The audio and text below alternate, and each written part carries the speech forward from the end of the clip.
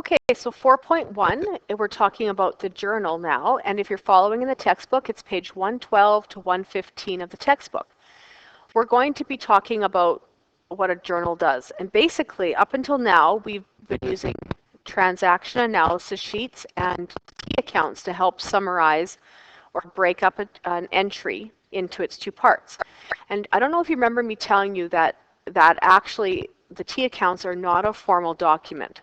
So what I'm going to teach you today is how to use a journal, and the journal is an actual accounting document. Okay, the journal that we're going to talk about most is going to be a general journal. And you can think of a general journal as being some sort of a diary of all the transactions that are happening for the company. There's 4 parts to every journal entry. One is the date of the transaction.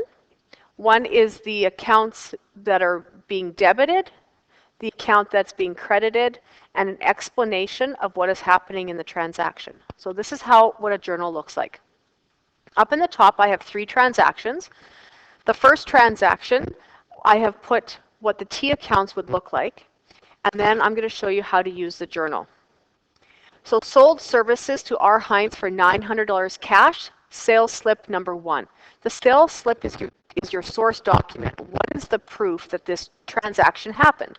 And in this case, it's the first sales slip. So you know that your cash is being affected and your sales are being affected. So if you can see here, I have put the 2 T accounts. Your cash is being debited and your sales are being credited. So we're now going to skip that step of using the T accounts, and we're going to go straight into the general journal. So on the left-hand side here, you're going to put the date. You put the year on top and then the month. And then you don't have to keep writing the month all the way down. And in this second little column, you're going to put the first. Now you always write your debits first, so you can see here that your cash is being debited $900. So cash, $900. For now, you're going to leave this post-reference column blank. And you think of this general journal as a diary, and the diary will continue as business continues. So you always want to put a page number in case you were to get these mixed up and you would want to know kind of the order in which it goes. Then you're going to write your credit, which in this case your sales are being credited $900. You always indent your credit to remind yourselves that you have to put the $900 over one column into the credit column.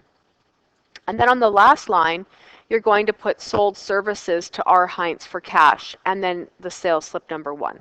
So that's just a reminder of what happened there. Okay, if we look at the second transaction, paid $400 to the Gazette for a newspaper ad using check number 1.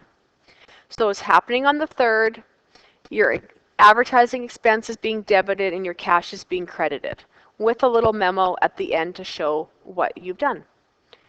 On the 5th, paid administrative assistant salary $700 with check number 2. Happening on the 5th, your salaries expense will be debited, your cash will be debited.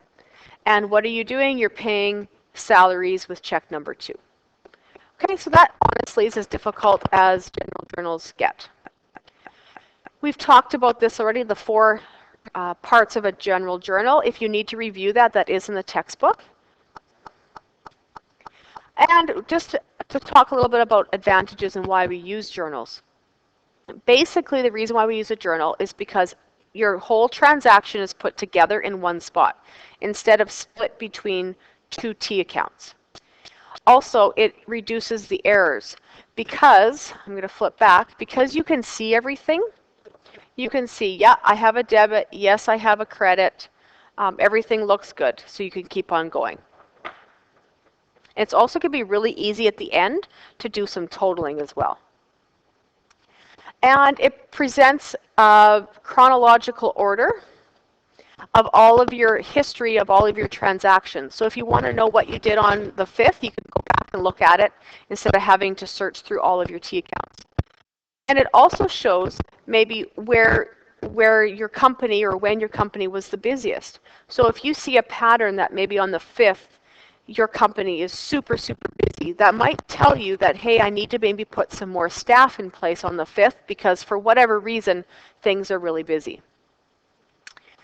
And it gives you an idea of how many transactions are happening in a day as well. So it's just a nice, convenient place to put everything.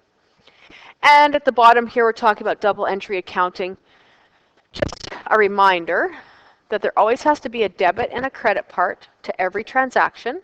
And some transactions might have 3 parts, which we've already done before as well. So if we look at this bottom one here, you might have a debit of 700, but the credit might be split up between a 600 and a 100. As long as your debits equal your credits, you're fine. And that is honestly all I have to tell you about in this section, so I think you have enough information to keep on working.